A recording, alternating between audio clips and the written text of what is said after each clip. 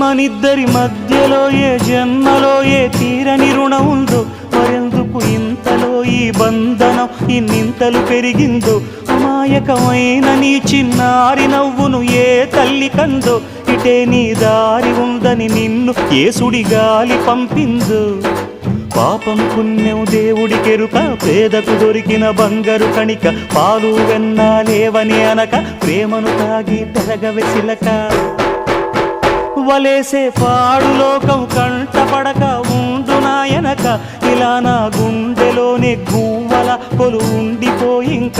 ఇటేకొస్తే ఎమున్నైనా నిలేస్తానే, మరింక ఏ కీడు నీ వంక రాలేదు.